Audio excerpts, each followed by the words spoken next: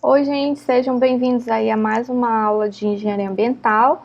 Nós estamos no módulo 3, que é o meio terra, onde a gente fala sobre solo. E continuando a nossa videoaula nesse módulo, vamos falar aqui das atividades antrópicas e influência nas características do solo, né? Na parte 1 da nossa videoaula, falei o quanto a ação antrópica vai influenciar na formação do solo, mas também vai influenciar nas características, né, deste solo.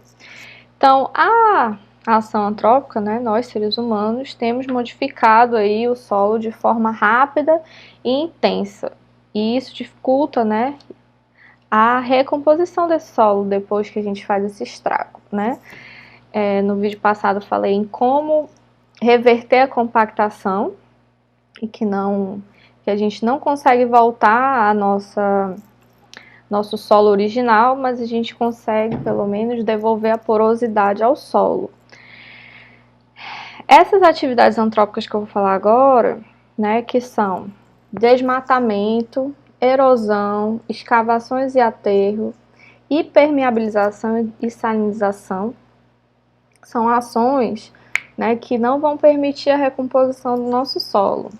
Além dessas, a gente tem a aplicação de fertilizantes e pesticidas, disposição de resíduos, práticas agropecuárias e mineração.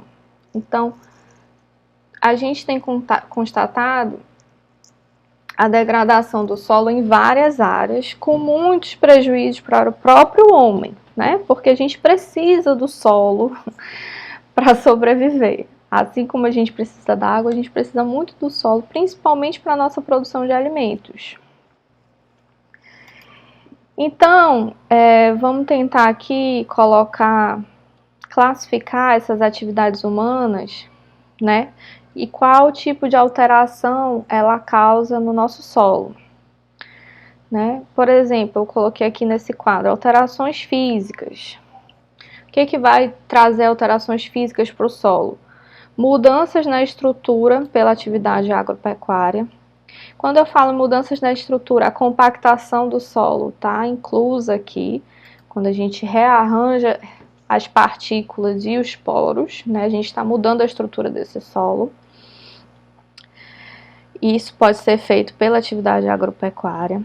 Queimadas, a gente já alterou fisicamente o solo. A erosão, a impermeabilização e os movimentos de terra, né, que é justamente esse de corte, aterro, etc. Alterações químicas, disposição de resíduos sólidos e líquidos, né, despejo de esgoto, despejo de lixo, salinização, aplicação de pesticidas, né, muito usado na agropecuária, fertilização artificial, também utilizada na indústria agro, e as queimadas também vão fazer alterações químicas aí no nosso solo. Então, gente, essas alterações elas vão repercutir muito sobre os organismos vivos que estão ali naquele solo, né? Cujas atividades vão ser importantes para garantir a fertilidade daquele solo. Então, quando você faz alterações físicas e químicas no solo, isso vai afetar os organismos vivos, que por sua vez vão afetar a fertilidade do solo. Por exemplo, a atividade agrícola, ela é responsável por grandes modificações no solo, né? Uma delas é o desmatamento de extensa área, né? De desmatar aquele solo inteiro para a criação de gado, por exemplo, ou para criar um vegetal específico. A atividade agrícola também vai causar erosão. Outra, mudança na estrutura do solo, salinização, compactação, perda da fertilidade ao longo do tempo e poluição por causa dos fertilizantes e pesticidas, né? Tudo isso vem da atividade agrícola, né? Então, a gente vai desmatar para conseguir o espaço necessário para a criação de gado, por exemplo. Isso vai gerar erosão, vai toda a compactação feita pelos próprios animais, né, vai mudar a estrutura desse solo. A salinização, né, e a gente vai começar a perder a fertilidade desse solo ao longo do tempo. E com a criação, né, de produção de comida, a gente utiliza muito fertilizante e pesticida.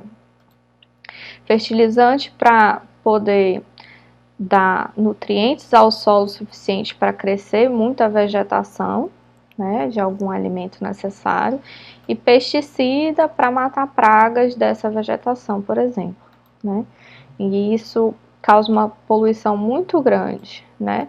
E uma poluição difícil de ser tratada, porque não é em pontos específicos, né? Ela vai ficar aí espalhada, essa poluição por fertilizantes e pesticidas, porque ela vai ser lavada com a água da chuva, né? Então, a criação de animais em áreas restritas, né, vai provocar a compactação do solo por pisoteamento, como eu falei, a criação de gado, né? Muitos gados ali, eles pisando naquele solo, eles vão causar a compactação desse solo. Então, recomenda-se, né, a ocupação alternada de áreas, para que não faça a compactação desse solo por inteiro. Por exemplo, os movimentos de terra, né, que áreas de empréstimo ou mineração, vão ocasionar aí profundas modificações em áreas extensas, e isso vai deixar essa área improdutiva ou desfigurada, né, porque quando você tira, né, um pedaço do solo e bota ele em outro lugar, que são os cortes e aterros, ou áreas de empréstimo, né, ou mineração, você cava aquele local, você já modificou toda a estrutura daquele solo original, né? E ele vai ficar desfigurado e muitas vezes improdutivo, né? Porque a gente viu lá quando a gente faz essa desestruturação do nosso solo, a gente vai perder a fertilidade dele, né? Porque vai mudar os poros, tirar os nutrientes, vai tirar a água, vai tirar o ar ali presente, né? Além de tirar a vegetação para fazer isso vai tornar o solo improdutivo. As queimadas, né, elas vão ter o objetivo aí de limpeza rápida dos terrenos, porém isso vai resultar em grave prejuízo ao solo. O primeiro é a infertilidade, porque tem muita gente que usa a queimada para deixar o solo fértil, né? E isso é um grande equívoco, né? Porque a pessoa vai lá, queima matéria orgânica e de organismos e tem uma liberação rápida dos nutrientes que estavam ali naqueles organismos. Mas ao longo prazo, essa queima da matéria orgânica e dos micro-organismos, ela se perde rápido esses nutrientes e você não tem a reposição deles, o que deixa esse solo infértil depois, porque você alterou toda a química do solo com essa queimada, né? Além da infertilidade, você fechou os poros, então reduziu aí a penetração da água e do ar, que contribui para a infertilidade também. A salinização do solo, né? Como é que ocorre aí de ter o sal no solo? Essa salinização, ela pode ser natural ou consequência de uma prática de irrigação, né? O que seria a salinização natural? Quando vem sais carreados pela água, né? De sais dissolvidos de áreas vizinhas. Por exemplo, existem sais dissolvidos nos vizinhos, ali em áreas vizinhas chove e essa água carrega consigo esses sais e acontece uma salinização natural do solo, né? Outro tipo de salinização natural é o nível da água subterrânea está muito elevado e aí ao evaporar vai concentrar todos os sais que estavam ali na camada superior do solo e pela água evaporar só ficam os sais ali dentro. Isso causa uma salinização do solo. Mas também a salinização pode ser consequência de uma irrigação mal executada, né? O que isso quer dizer? Adubação de cobertura, adubação de plantio e adubação de cobertura. Então, muitas vezes, uma irrigação mal executada quer dizer que a pessoa coloca uma água para irrigar o solo que tem muito sal, né? Com alta salinidade. Água residuária aplicada em excesso, né? Vai acumular na camada superior do solo. Drenagem inadequada da água aplicada, se você, né, retira essa água, vai ficar só os sais.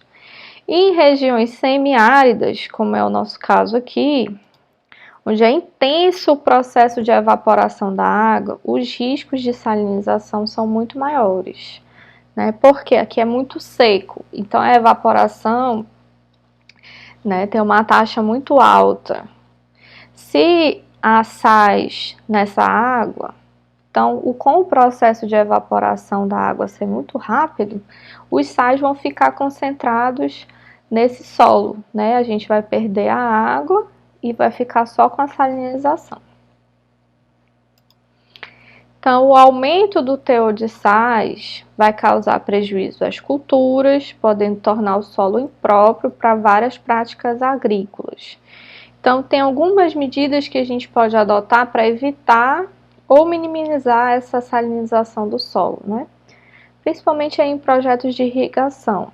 Então, o objetivo é reduzir a evaporação da água, para começar, e aumentar a sua infiltração, né? A gente viu lá naquele gráfico que eu mostrei para vocês do solo como um reservatório, que parte da água vai infiltrar, parte da água vai evaporar, né? A gente quer, para diminuir essa salinização do solo, a gente quer que a água infiltre e infiltre bem mais do que evapore, né? Para a gente não concentrar os sais aí nessas camadas de solo.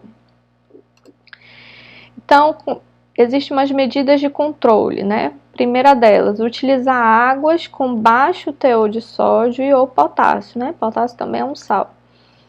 Então, águas com baixo teor de sódio e potássio, já começando por aí, se a gente sabe que já vai evaporar muito, a gente não quer concentrar os sais, então que a água já tenha poucos sais, né? Baixo teor de sódio e potássio, que aí mesmo se evaporar, a gente não concentrou os sais no solo, não salinizou esse solo, né?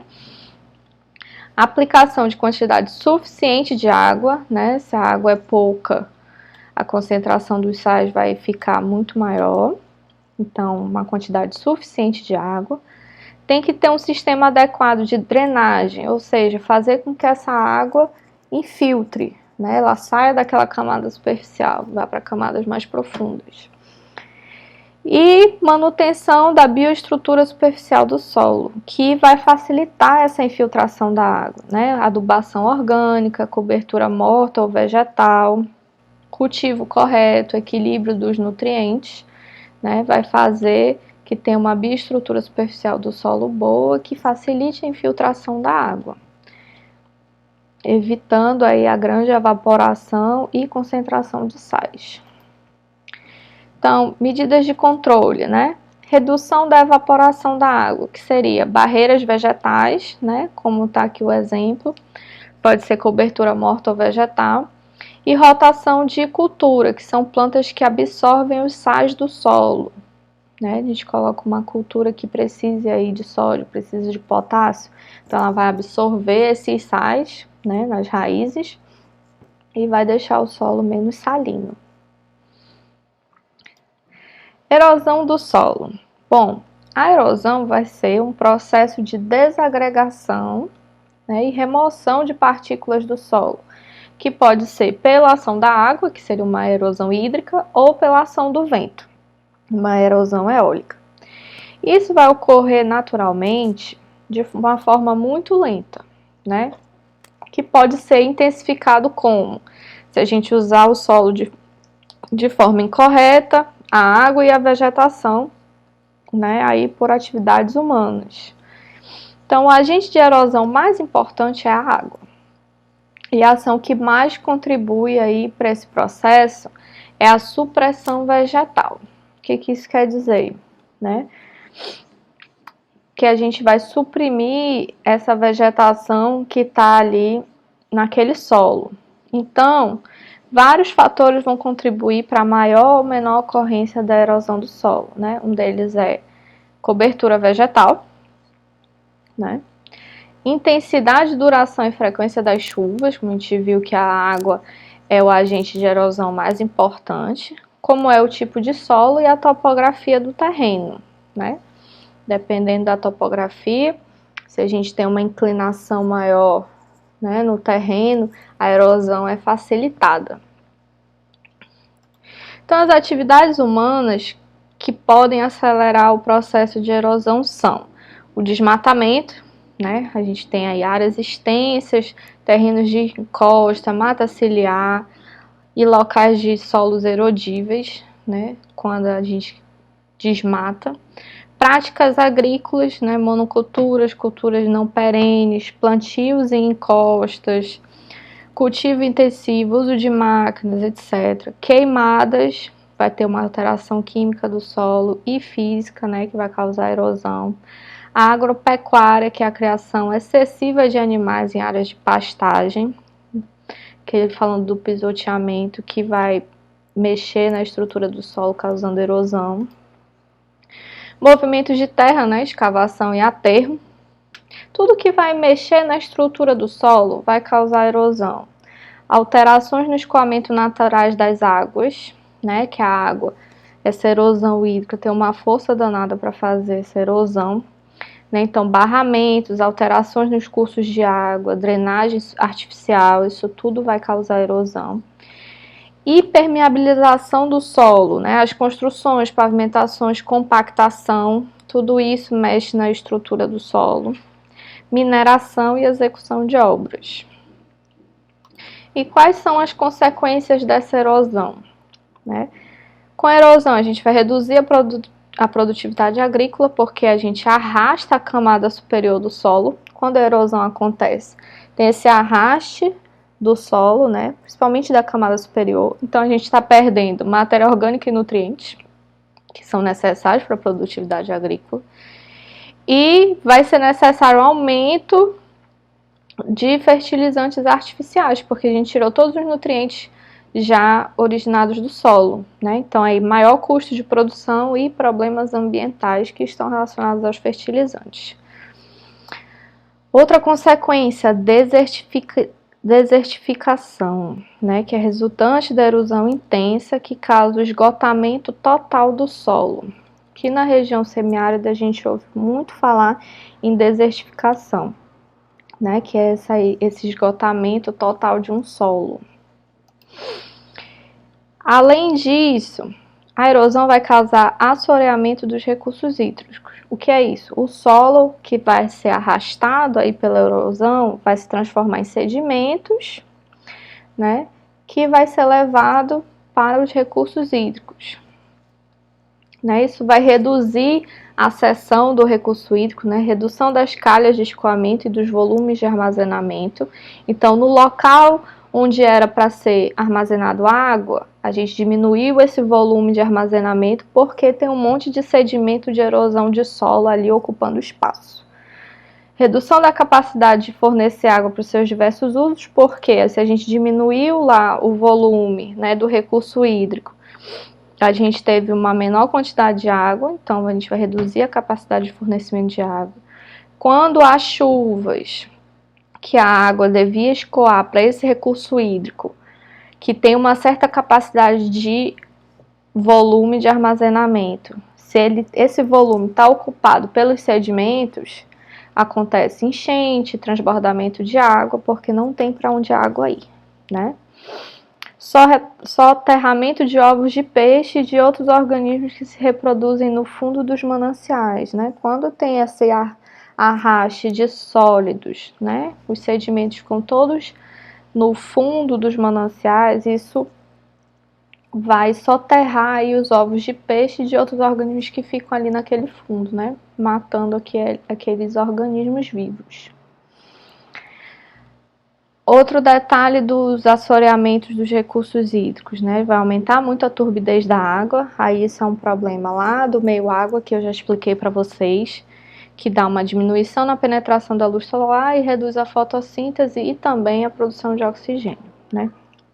O deslizamento de encostas pela erosão do solo em terrenos de grande declividade, né? Isso também vai ser uma consequência grave da erosão do solo, né? As encostas vão começar a deslizar em terrenos que têm grande declividade. Quando eu falei lá que a topografia influencia, né, na erosão do solo, em grande declividade, as encostas vão começar a deslizar, né? Quais seriam as medidas de controle na erosão do solo, né? O que a gente pode fazer para evitar? Proteção da vegetação, né, que seria a medida aí mais eficaz.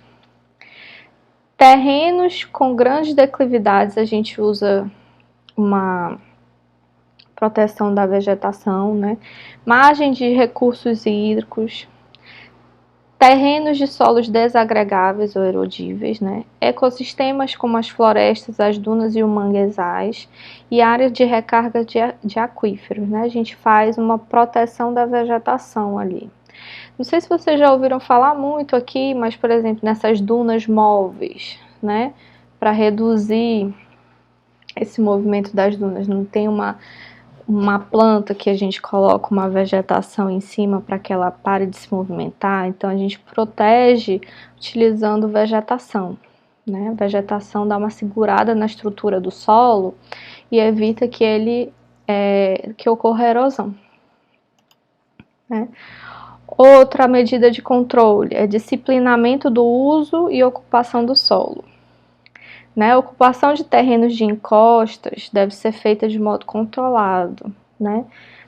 Evitar ocupar solos que estão ali em terrenos de encostas. Área de preservação permanente, né?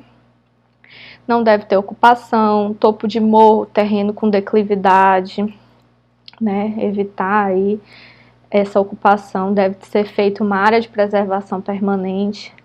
Taxa de ocupação e de permeabilidade variáveis de acordo aí com a inclinação do terreno, né? Por exemplo, aqui, falando dessas medidas de controle, né?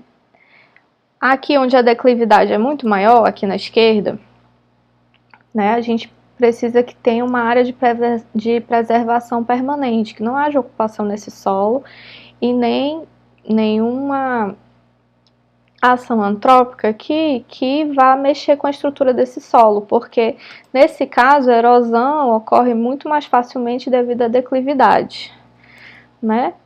Já aqui nessa segunda faixa, que chama de baixa taxa de ocupação, alta taxa de permeabilidade, né? Então a gente já pode ocupar esse solo, mas com uma taxa de ocupação bem menor. E aqui com a declividade vai melhorando, né? Uma taxa de ocupação média, permeabilidade média também. A gente não pode. O interessante seria não impermeabilizar todo o solo, né? A gente precisa de água passando, a gente precisa de ar passando nesse solo para manter a vegetação mantém a estrutura, né? É importante que isso aconteça no solo. E aqui numa área mais, um terreno com menos declividade, né, a gente pode ter uma maior ocupação, garantir a drenagem e a infiltração de águas pluviais é importante, né, considerar a existência ou não de redes de água e de esgoto, né, a gente tem que ter um controle dessa ocupação, né, para garantir primeiro a drenagem, a infiltração das águas pluviais, né, vai ter grande parte permeabilizada, né, por causa da ocupação desse solo, mas a gente tem como ter um controle de que a gente não vai matar esse solo por completo, né, não vai acabar com a porosidade por completo, que vai ter drenagem, vai ter infiltração, vai ter esses cuidados. Então, proteção do escoamento das águas, né, muito importante, porque a gente vai precisar aí desses sistemas naturais de escoamento e armazenamento, porque a gente precisa do recurso hídrico, né? Rio, riacho, lagoa, lagos, a gente precisa da proteção desse escoamento das águas, né? Práticas agrícolas adequadas, plantio em curva de nível, encostas, né? Cordões de vegetação permanente para segurar a estrutura do solo, controle das queimadas, rotação das culturas, associação de culturas, cobertura morta do solo e adubação orgânica sempre que possível, né? A gente pode ter um controle dos movimentos de terra em obras de engenharia, né, que é onde a gente tem a maior desestruturação dos solos. Então, remoção da vegetação apenas onde for realmente necessário, né? Geralmente, quando se vai começar uma obra, a primeira coisa que faz é desmatar tudo, né? Não tem a necessidade, pode ser feito isso de forma gradual, né? Áreas que não vai precisar ter prédio em cima, ter rodovia em cima, pode manter a vegetação, né? Então não precisa remover tudo. Cobertura morta temporária nas áreas desmatadas, obras para dirigir ou reter o fluxo da água, né? Se vai ser necessário impermeabilizar tudo, então vamos criar vala, canal para a água ter seu caminho. Né? Espalhar os restos vegetais é a primeira camada do solo previamente removido em áreas de empréstimo. Né? Áreas de empréstimo são aquelas de corte e aterro. Então, a gente tenta espalhar os restos vegetais, né? Assim como a primeira camada do solo previamente removido nessas áreas, para que a gente não perca todas essas propriedades que tem nessa primeira camada do solo. A gente pode fazer também um controle dos movimentos, né? Regularizar a topografia nessas áreas de empréstimo, plantar gramíneas e executar sistemas de drenagem em taludes, né? E uso preferencial vai ser sempre da vegetação nativa, mas a gente pode fazer o reflorestamento de áreas degradadas, né? E isso vai reavivar aquele solo. Bom, gente, vamos ficar por aqui até o próximo vídeo ainda desse módulo do meio terra.